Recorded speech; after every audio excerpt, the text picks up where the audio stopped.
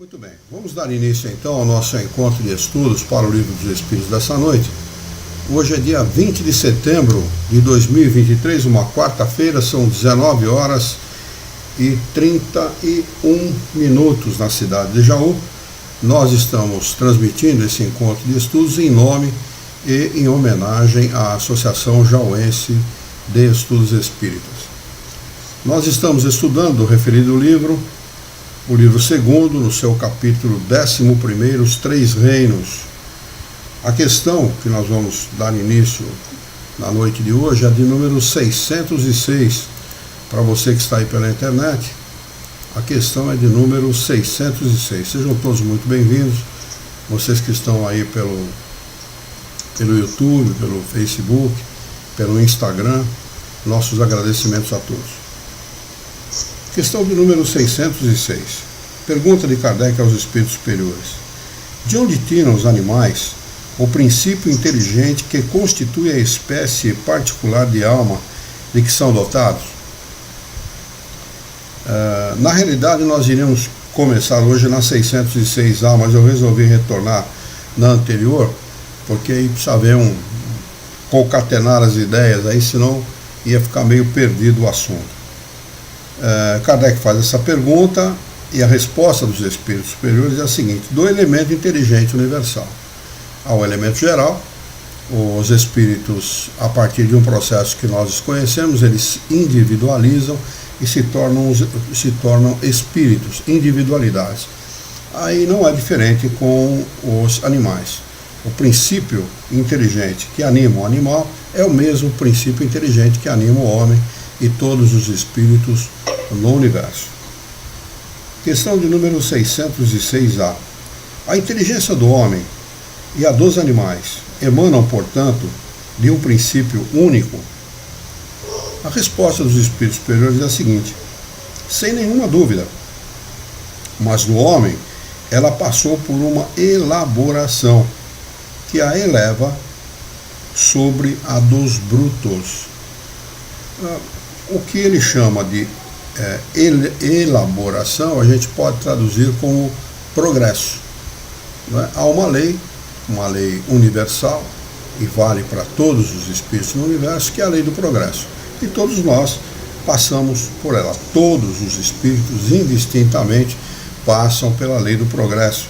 E não será diferente com a dos animais.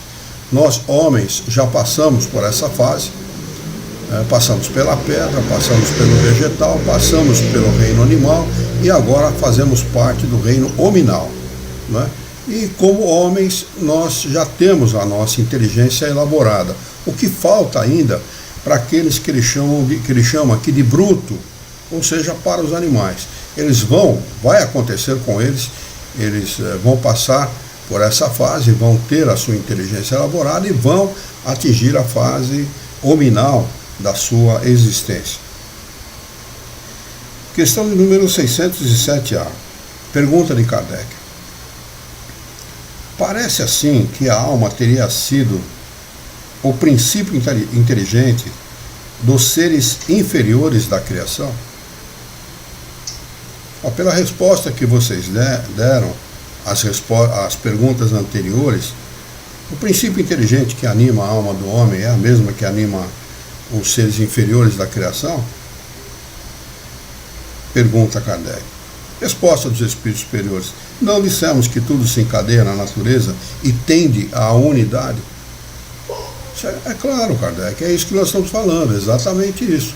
Tudo se encadeia do universo. Do átomo ao arcanjo, tudo está ligado. Não tem nada desligado, não há nenhuma ponta solta nessa história. O Criador, a inteligência suprema do universo, né, causa primeira de todas as coisas, fez todas as coisas interligadas. Há um princípio geral, o princípio material, que serve para a elaboração de todas as coisas materiais que nós conhecemos, e há o elemento espiritual, de onde emanam todas as individualidades, todos os espíritos. Somos realmente individualidades, não existem dois iguais no universo. Somos individualidades únicas no universo, né? E também dali, desses dois princípios, emanam todas as coisas, inclusive o espírito, a alma, que ele chama de particular, pelo seu estado particular, né, dos animais. Não é diferente. E continuam os espíritos superiores respondendo o seguinte: é nesses seres que estáis longe de conhecer inteiramente que o princípio inteligente se elabora, se individualiza pouco a pouco e ensaia para a vida. Como dissemos, é de certa maneira um trabalho preparatório, como o de germinação, em seguida ao qual o princípio inteligente sofre uma transformação e se torna espírito.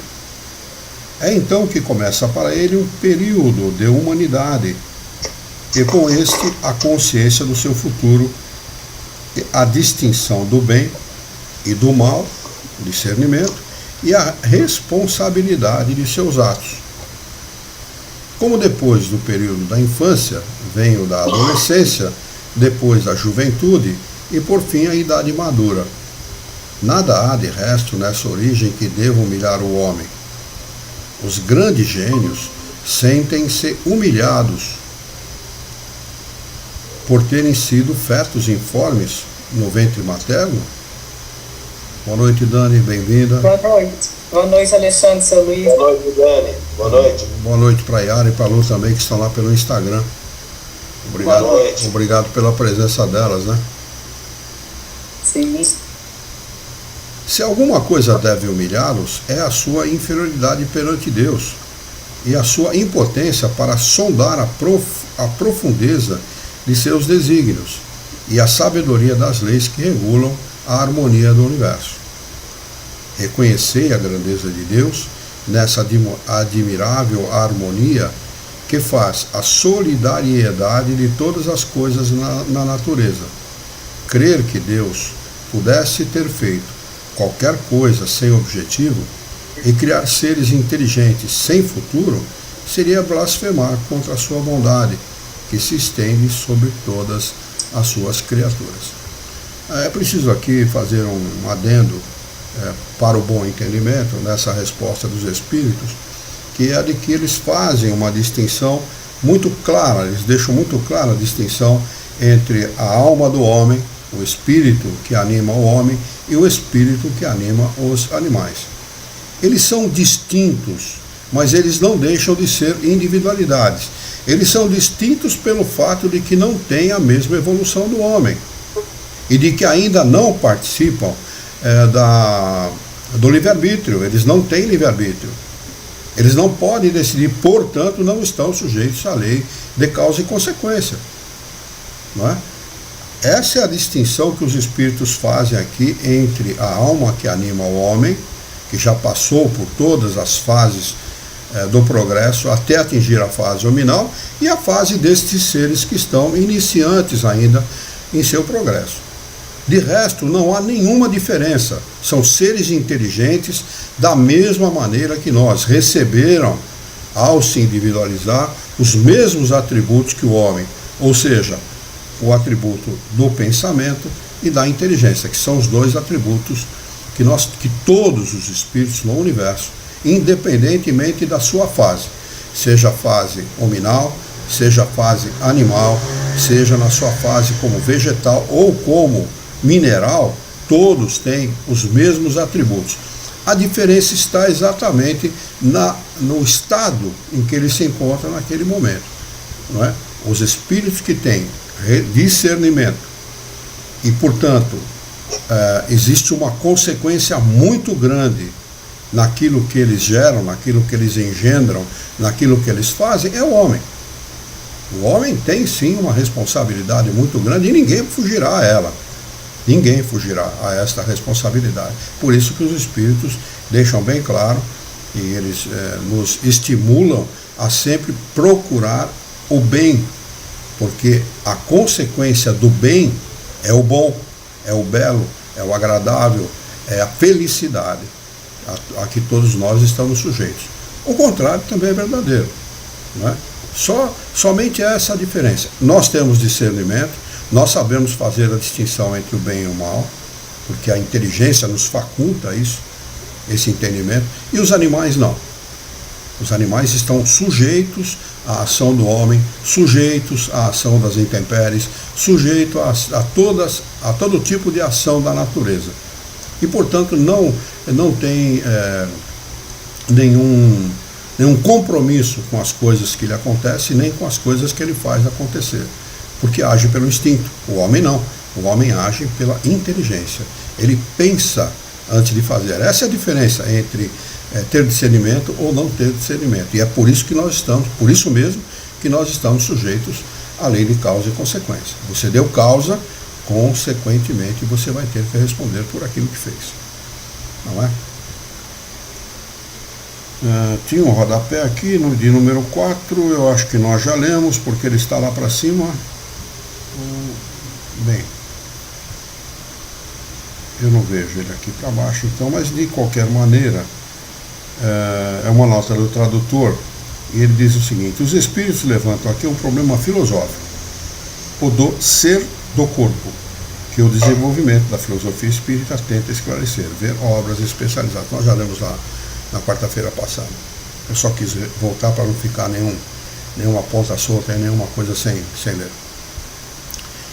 Se tiver algum microfone aberto do Alexandre ou da Dani, por favor, feche o microfone para não o barulho que acontecer por aí não interferir aqui na nossa live.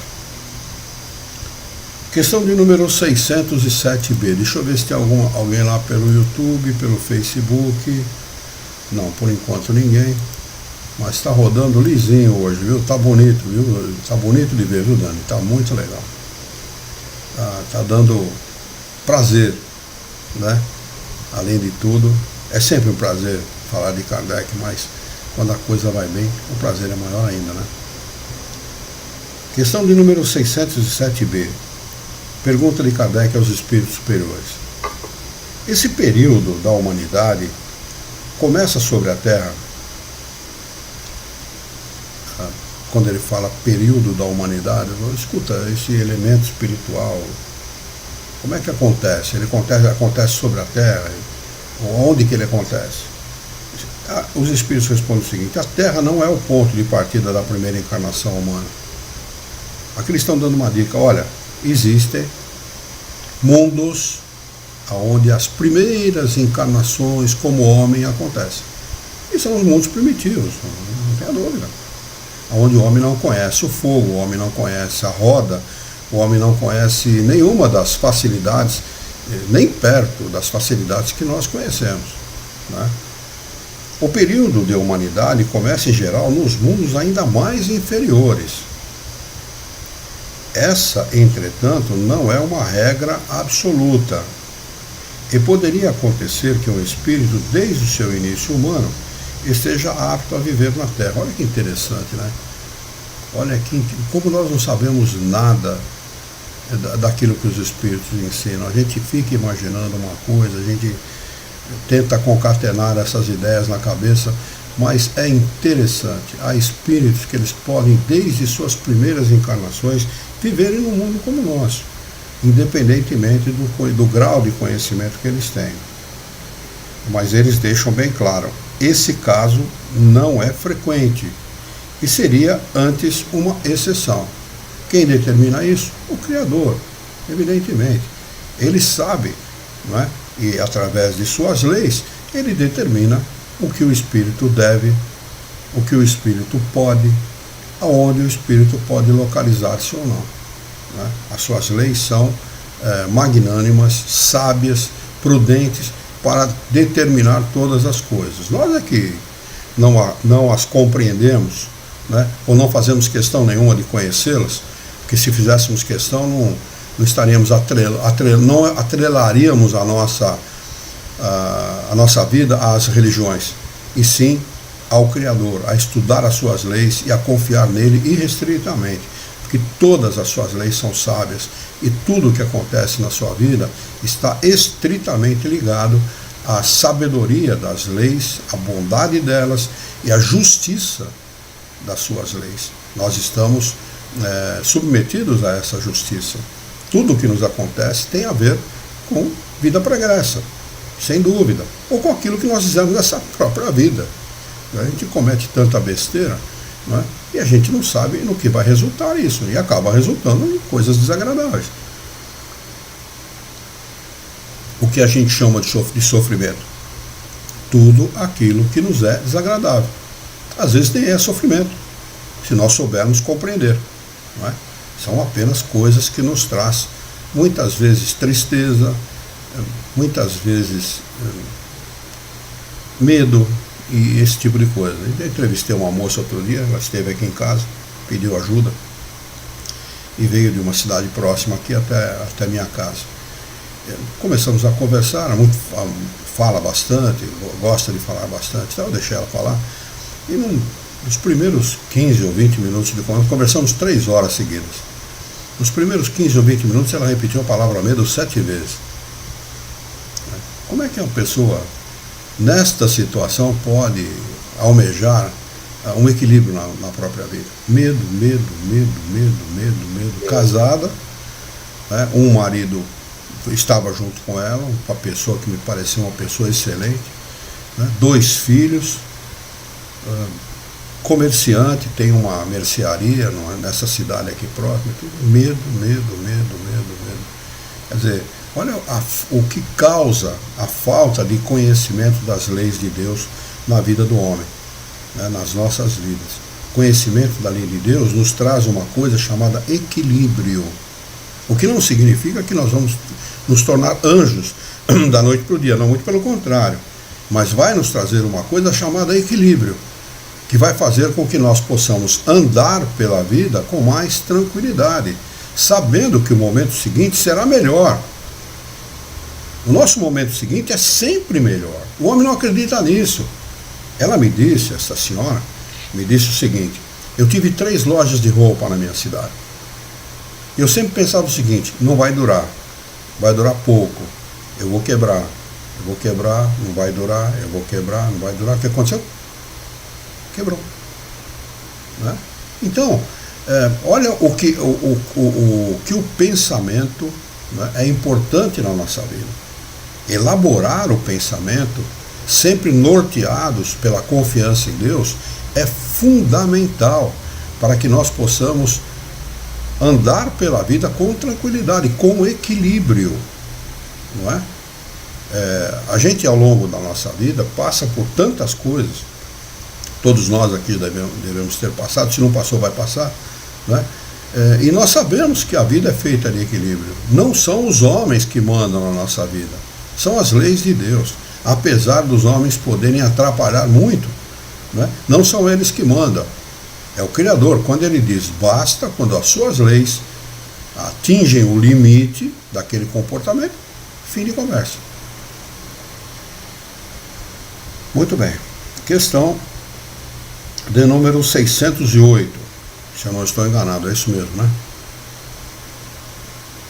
Pergunta de Kardec aos espíritos superiores: o espírito do homem após a morte tem consciência das existências que precederam para ele o período de humanidade? Pergunta de Kardec, traduzindo, é a seguinte: ele lembra de quando ele foi animal, vegetal, mineral? Tá. Resposta dos espíritos: não. Porque não é senão desse período que começa para ele a vida de espírito, e é mesmo difícil que se lembre das primeiras existências como homem. Não interessa, mano. Vai interessar para quê? De que vai interessar para nós, nessa existência como homem, lembrar dos primeiros dias de fralda? E nem era descartável, hein? Meu tempo era pano mesmo. A mamãe lavava um monte de fralda, coitada, para manter a gente limpo. O que adianta lembrar daquela época, daquela situação?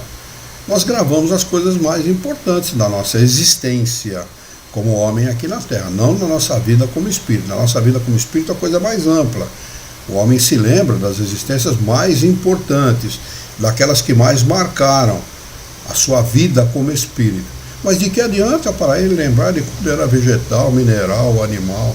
Vai lembrar para quê? Com qual propósito? Não tem nenhum fundamento, nenhuma importância, não vai acrescentar em nada, não é?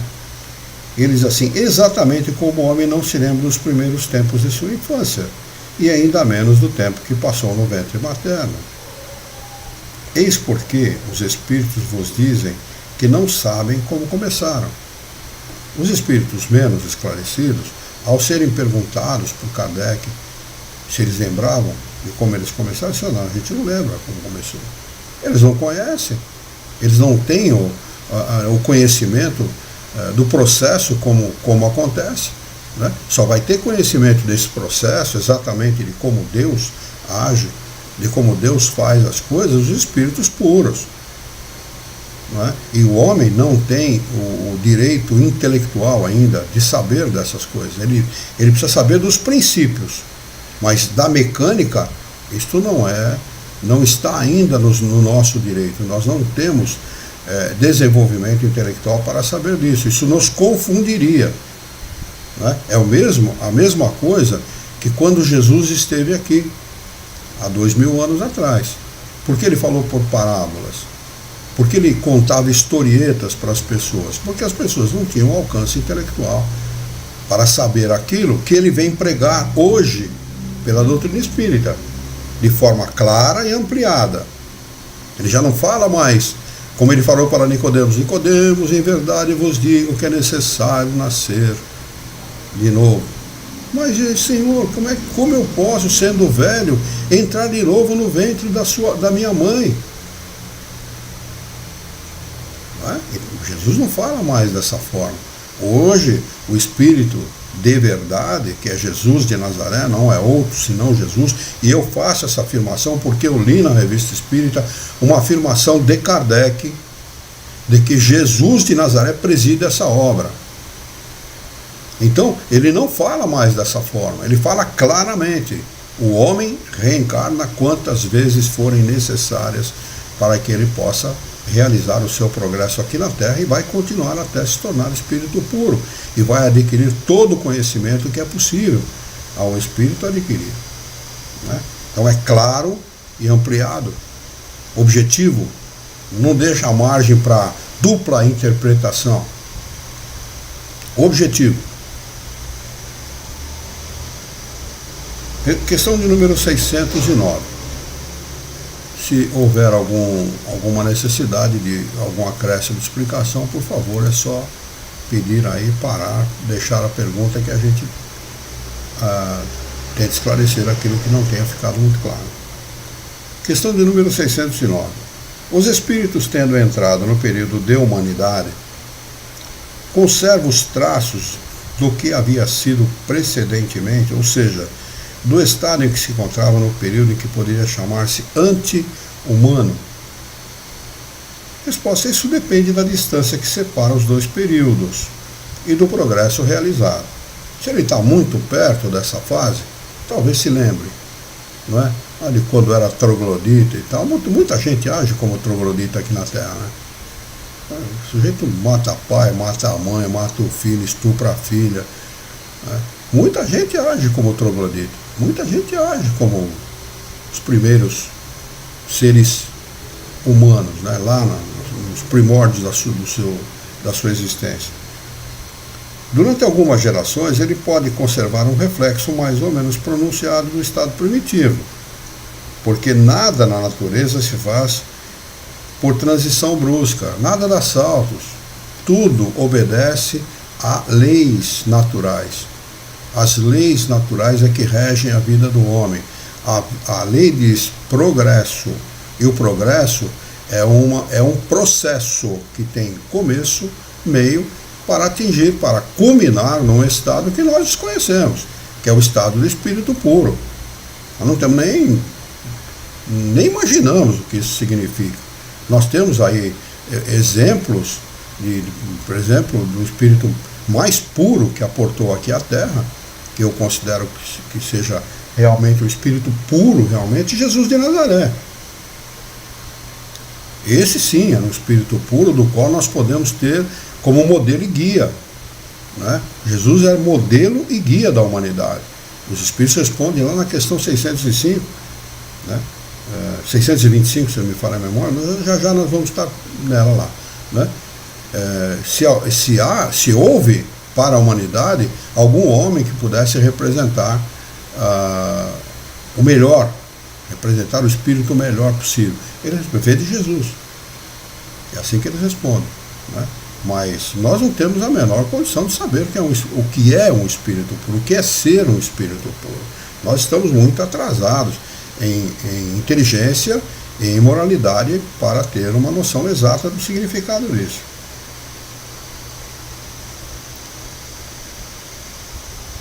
Aqui tem um rodapé, transição brusca, fica um rodapé de número 5 aqui do tradutor, que ele diz o seguinte: a dialética marxista contraria aparentemente este princípio com a afirmação de que a natureza dá saltos.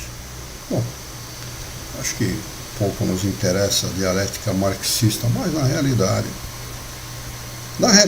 esses saltos são qualitativos e decorrem da acumulação de pequenas modificações quantitativas, ou seja, de uma cadeia de ações e reações. Engels afirmou, abre aspas, embora com toda a graduação, a transição de uma forma de movimento para outra sempre se apresenta como um salto, que se resolve em revolução, fecha aspas.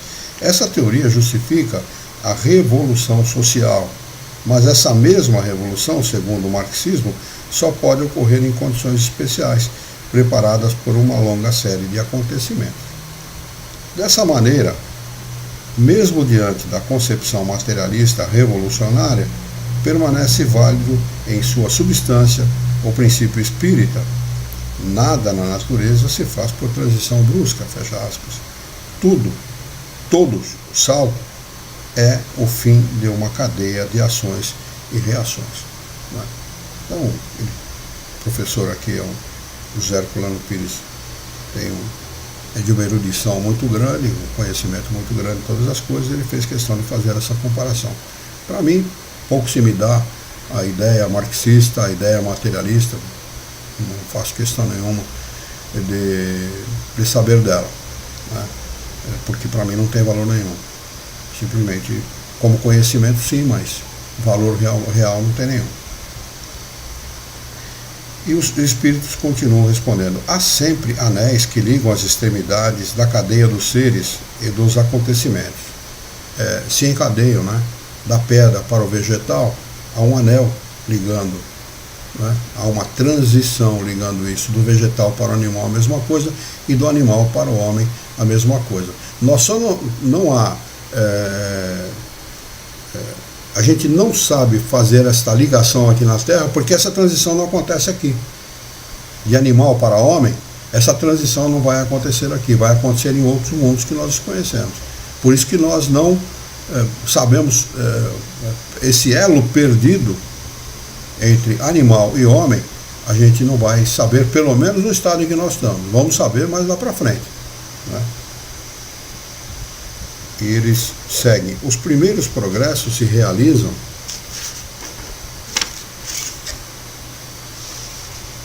lentamente, porque não são secundados pela vontade. Isso é importante, essa dica que os espíritos estão dando aqui. A nossa vontade, que é o pensamento que atinge um determinado grau de progresso, ela é determinante na evolução do espírito. O espírito pode imprimir uma velocidade maior no seu progresso. Ele, pela sua vontade, pela sua determinação, pelo seu empenho, pode imprimir uma evolução maior no seu progresso como espírito. Mas segue uma progressão mais rápida à medida que o espírito adquire consciência mais perfeita de si mesmo, né? A partir do momento que ele atinge o grau hominal, a fase hominal da sua existência, ele vai começar a imprimir uma velocidade maior no seu progresso, porque ele vai se determinar: não, eu não posso mais continuar nessa situação, eu tenho que resolver a minha situação. Ele começa a fazer mudanças bruscas e drásticas na sua maneira de pensar, na sua maneira de ser, na sua maneira de ver, enfim, em todas as coisas, fazendo com que aconteça um salto qualitativo e quantitativo no seu progresso como espírito. Eu particularmente reputo isso ao conhecimento espírita. não é? O conhecimento espírita ele é fundamental para que isso ocorra na vida da gente. Como é que você pode provar isso? Muito simples. Rememorem a sua vida antes do conhecimento espírita e depois do conhecimento espírita. Vocês vão ver que vocês não são mais o mesmo. Não há como ser o mesmo depois do conhecimento espírita. A nossa vida muda radicalmente, em todos os aspectos. A forma de encarar a vida, a forma de encarar os problemas, a equação que nós fazemos desses problemas, de como resolvê-los, não é? A maneira pela qual nós lidamos com as adversidades, com a perda das coisas materiais, com a perda de entes queridos, não é? Enfim, tudo está relacionado ao conhecimento. O conhecimento nos traz uma vida muito melhor, não melhor, muito melhor, porque ele vai fazer com que o homem adquira em si as propriedades, as qualidades que ele precisa para viver melhor. Questão de número 610. Os espíritos que disseram que o homem é um ser à parte na ordem da criação, enganaram-se então? Eles respondem não, mas a questão não havia sido desenvolvida, e há coisas que não podem vir senão a seu tempo. O homem é de fato um ser à parte, porque tem faculdades que o distinguem de todos os outros, e tem outro destino.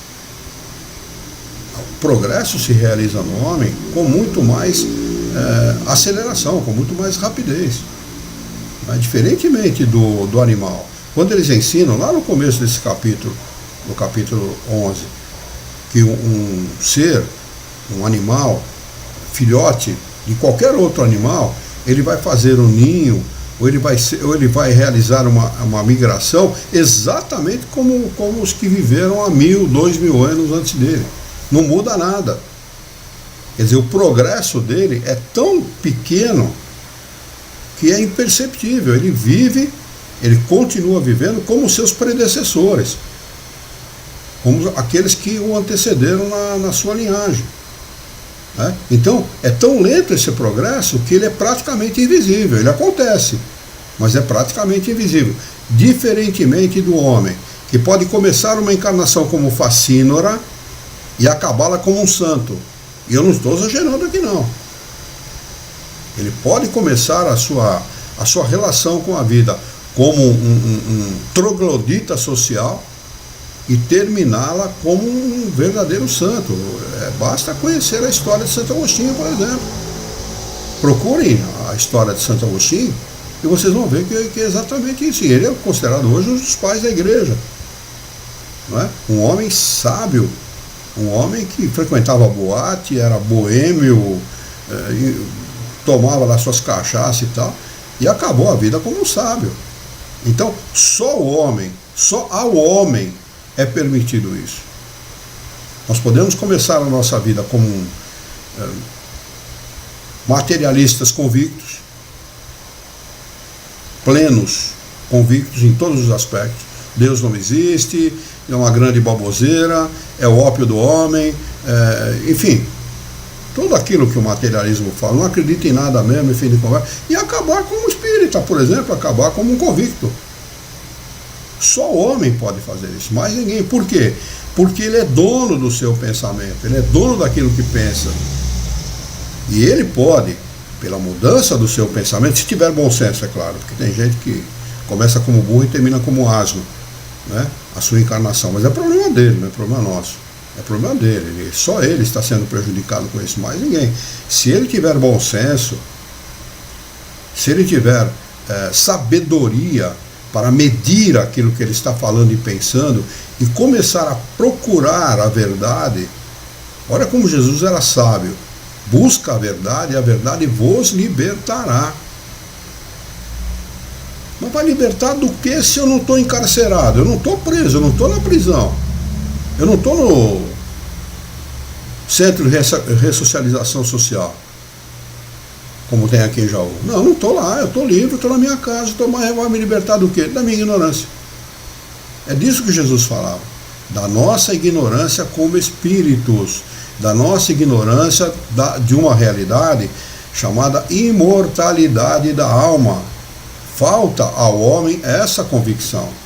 O dia que a humanidade confiar nisso, o dia que a humanidade souber o significado disso, a humanidade muda integralmente todas as coisas, principalmente a relação entre os homens. Seremos mais fraternos, mais humanos, praticaremos a caridade não com interesse. Eu vou ser bonzinho, porque eu sendo bonzinho eu estou salvo. Você vai ser burro, rapaz, você não vai salvar coisa nenhuma. Se você tiver um interesse por trás disso, você não vai se salvar de nada.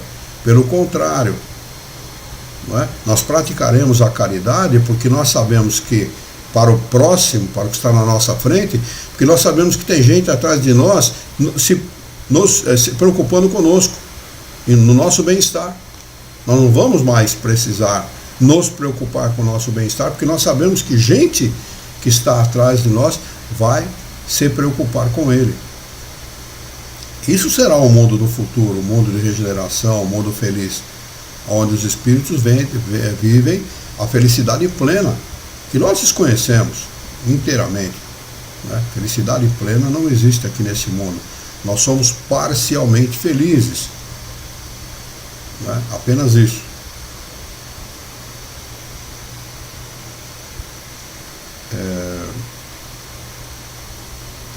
Eles arrematam a resposta da questão de número 610 dizendo o seguinte: a espécie humana é a que Deus escolheu para a encarnação dos seres que o podem conhecer. Como animal, os espíritos que habitam esse animal jamais conhecerão a Deus. Somente como homem, progredindo, evoluindo, crescendo, alimentando o seu espírito com conhecimento, mudando o seu comportamento para melhor sempre, é que ele vai conhecer o Criador. O que significa conhecer o Criador? Eu não tenho a menor ideia. Não posso nem me arriscar em falar alguma coisa a esse respeito. Fico conjecturando o que isso significa e não chego a nenhuma ideia. Conhecer o Criador, se ele está fora do universo, como conhecê-lo? Talvez isso signifique conhecer a real situação ou a real ação de suas leis. Talvez signifique isso. Eu não posso responder. Mas só o homem pode chegar a esse estado. Questão de número 3, metempsicose. Alguma dificuldade em compreender aquilo que nós falamos até agora? Está tudo certo? Se tiver tudo bem, nós podemos continuar. Tá bem. Lu, Yara. Tá. Item 3 do capítulo de número 11, os 3 reinos, é a metempsicose. Questão de número 611. Ele vai explicar o significado desse palavrão, metempsicose. Pergunta de Kardec aos espíritos superiores: a comunhão de origem dos seres vivos no princípio inteligente não é a consagração da doutrina da metempsicose? Resposta dos espíritos superiores: duas coisas podem ter a mesma origem e não se assemelharem em nada mais tarde. E tanto o homem quanto o animal têm a mesma origem, nós já falamos disso. A mesma origem, não tem diferença nenhuma. O espírito que habita, ou a individualidade que habita a pedra, a individualidade que habita o vegetal, a individualidade que habita o animal e a que habita o homem, não tem a menor diferença. Todos têm origem no elemento espiritual. Tem a mesma origem, mas não se assemelharão mais tarde. Ou seja, há uma distância muito grande entre o homem e a pedra, entre o homem e o vegetal, e o homem e o animal. Não se assemelham em nada, principalmente numa coisa chamada livre-arbítrio e as consequências que significa ter livre-arbítrio. Quem conhecerá a árvore, suas folhas, suas flores e seus frutos no germe informe que se contém na semente de onde saíram? Nem o próprio vegetal se assemelha à própria semente, que dirá a alma que habita o homem e a alma que habita os outros seres. No momento em que o princípio inteligente atinge o grau necessário para ser espírito e entrar no período de humanidade, não tem mais relação com o seu estado primitivo, e não é mais a alma dos animais, como a árvore não é a semente. O homem somente existe, no homem somente existe do animal o corpo, porque pelo corpo nós pertencemos ao reino dos animais. O nosso corpo é muito semelhante ao dos animais. Tem vida limitada, se deteriora com o tempo, envelhece e etc. Né?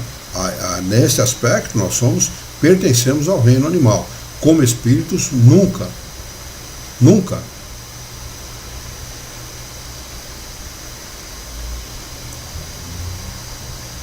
Como a árvore não é a semente. No homem somente existe do animal o corpo, as paixões, que nascem da influência do corpo, e os instintos de conservação inerentes à matéria. Não se pode dizer, portanto, que tal homem é a encarnação do espírito de tal animal. E, por conseguinte, a metempsicose, tal como a entendem, não é exata. Existe no homem a influência material, que muitas vezes o assemelha aos piores animais, né? O instinto de preservação e outros instintos, as paixões animais, etc. Mas só isso, nada mais. Questão de número 612. O espírito que animou o corpo de um homem poderia encarnar-se num animal? Essa é a metempsicose. A ideia da metempsicose é exatamente essa, né? Tanto que indianos,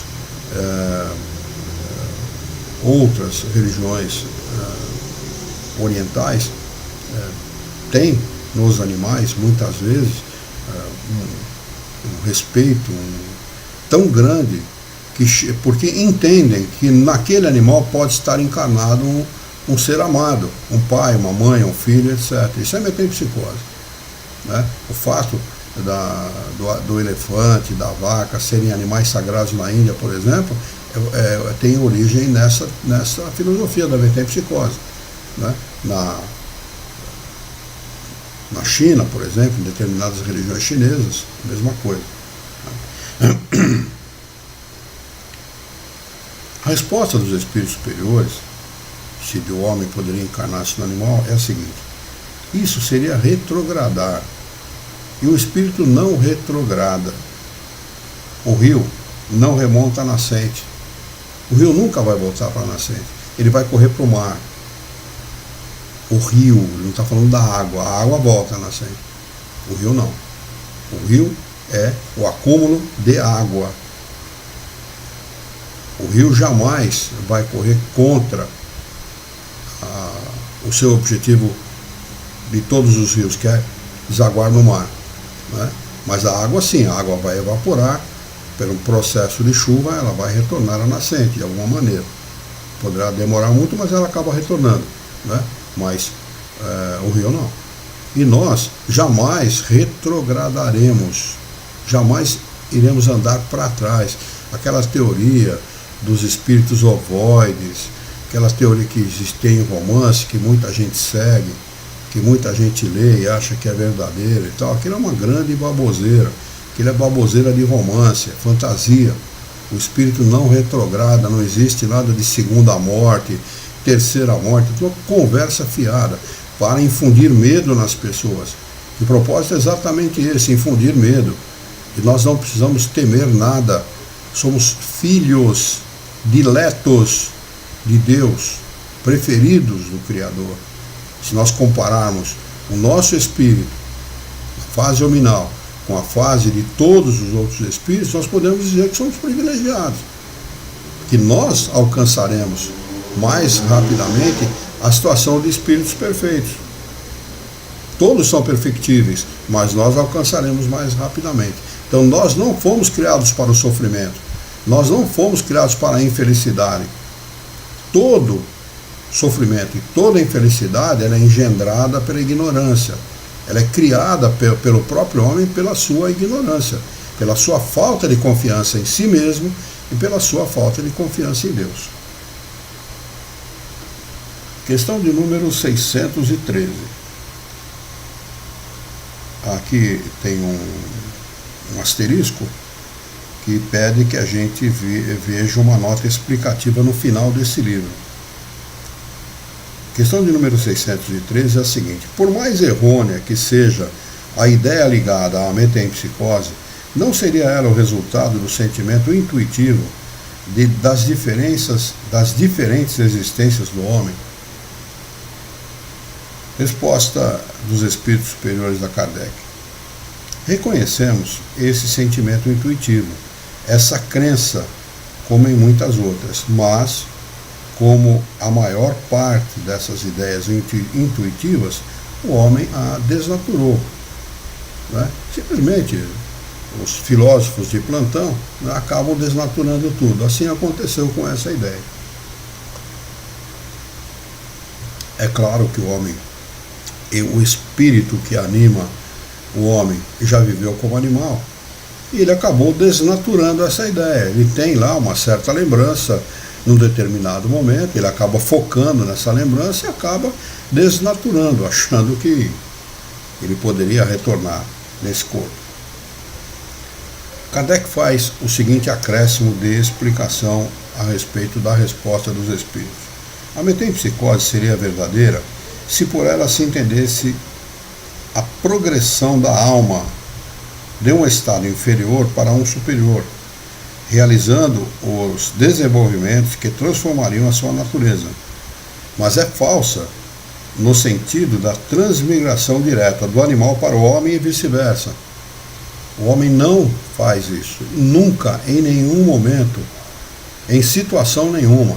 Se nós somos espíritas, se nós adotamos os princípios espíritas contidos neste livro, ditado por ordem de Jesus de Nazaré, nós não podemos ter outra teoria, ou pregar através de palestras e de vídeos outra teoria. Isso é desnaturar o ensinamento dos espíritos superiores. Nós não temos esse direito. Nós podemos ter qualquer filosofia, adotar qualquer filosofia, qualquer princípio que nós quisermos. Nós temos, é direito legítimo do homem adotar ideias, mas não chame isso de espiritismo. Chame do que você quiser. Filosofia minha, do Luiz Herrera, chame do que você quiser, mas jamais chamar isso de doutrina espírita. Que a doutrina espírita diz o seguinte: um homem não transmigra a sua alma para um animal e vice-versa. Fim de conversa, fim de papo. Se você é hinduísta, se você adota filosofias orientais, isso é problema seu. Tá? Mas não meta isso dentro do centro espírita, nem coloque isso como verdade aos seus irmãos, porque você está cometendo uma falta grave. Você está desnaturando o ensinamento de Jesus de Nazaré.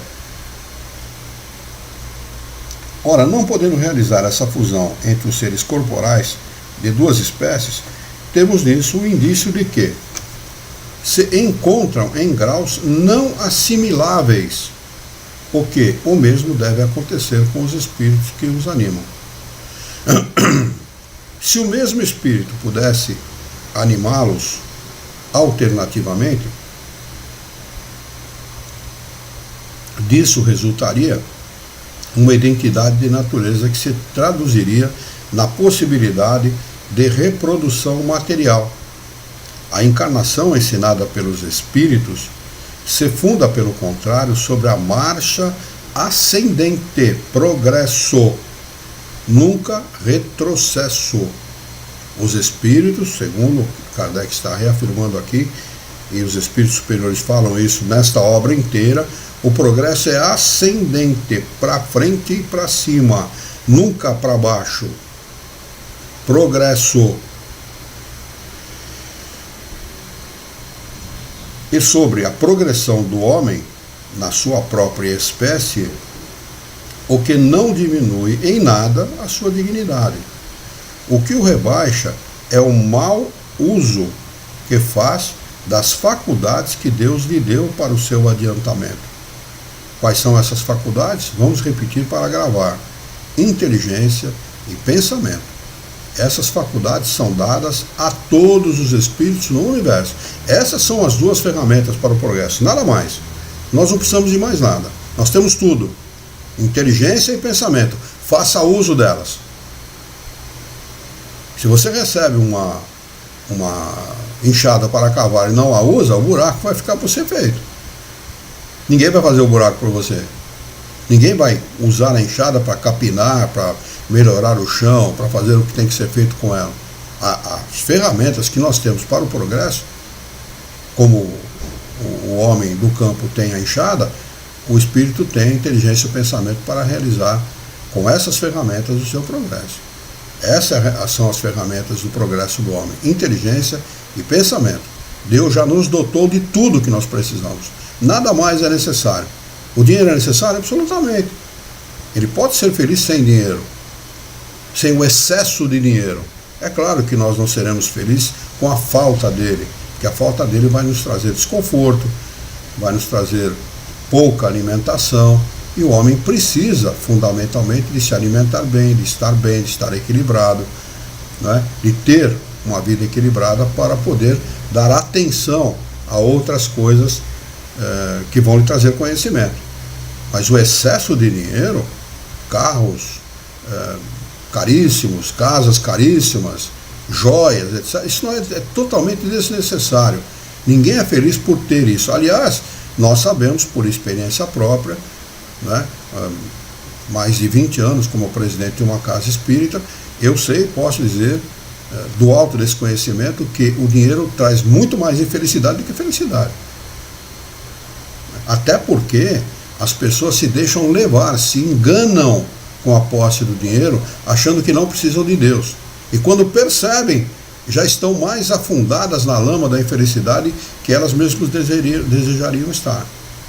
Não é? Ninguém está condenando o dinheiro aqui, não. Pelo contrário, estamos condenando o mau uso dele.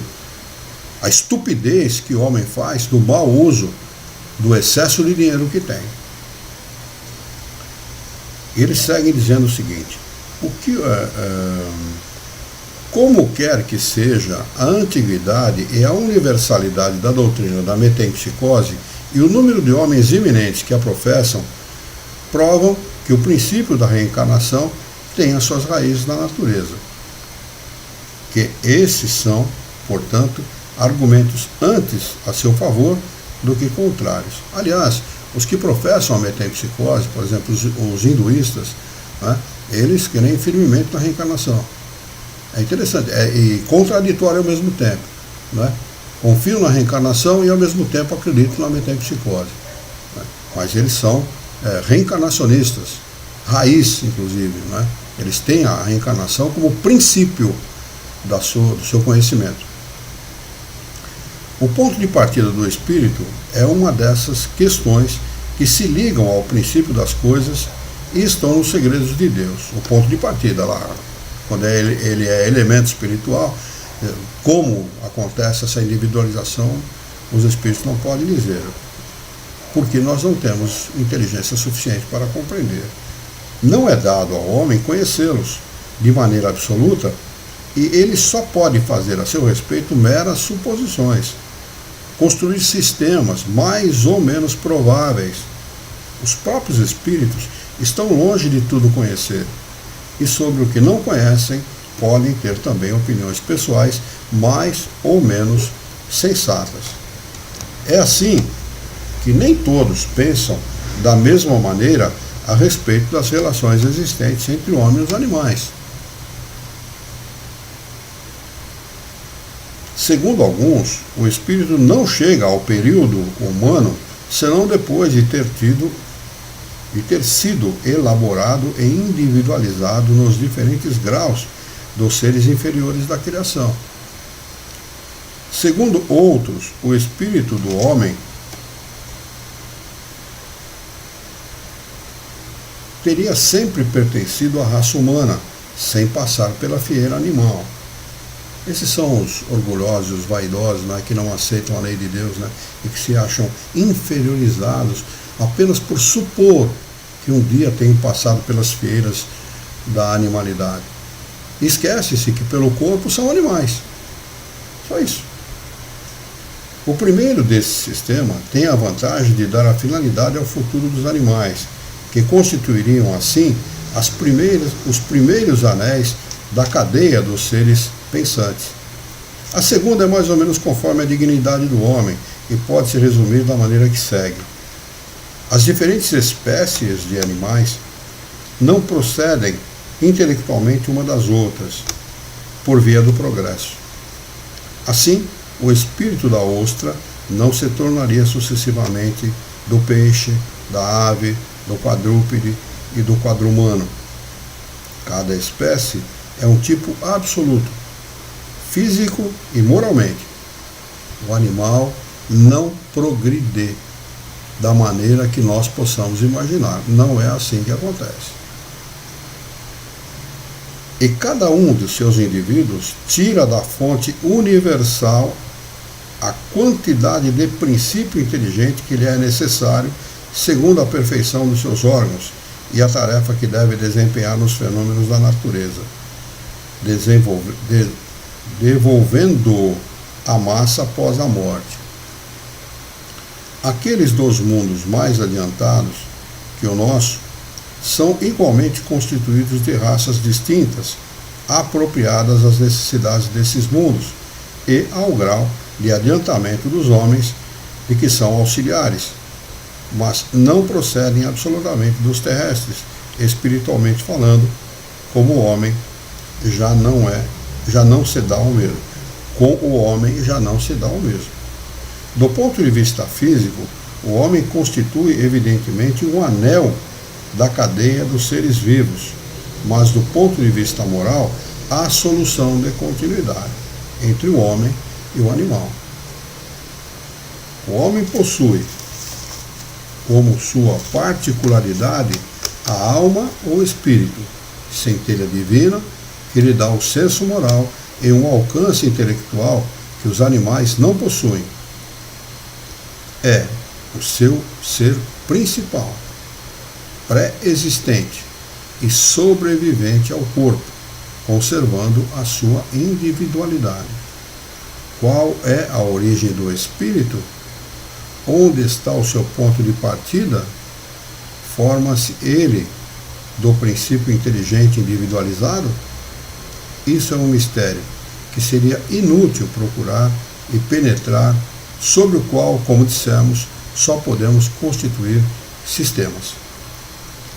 O que é constante e ressalta ao mesmo tempo do raciocínio e da experiência é a sobrevivência do espírito, a conservação de sua individualidade após a morte, sua faculdade de progredir, seu estado feliz ou infeliz, proporcional ao seu adiantamento na senda do bem, e todas as verdades morais que são a consequência desse princípio. Quanto às relações misteriosas existentes entre o homem e os animais, isso, repetimos, está nos segredos de Deus, como muitas outras coisas cujo conhecimento atual nada importa para o nosso adiantamento e sobre os quais seria inútil nos determos. Aqui tem um rodapé, nota do tradutor, que diz o seguinte: o Livro dos Espíritos contém em si toda a doutrina, mas nem todos os princípios do Espiritismo estão nele suficientemente desenvolvidos.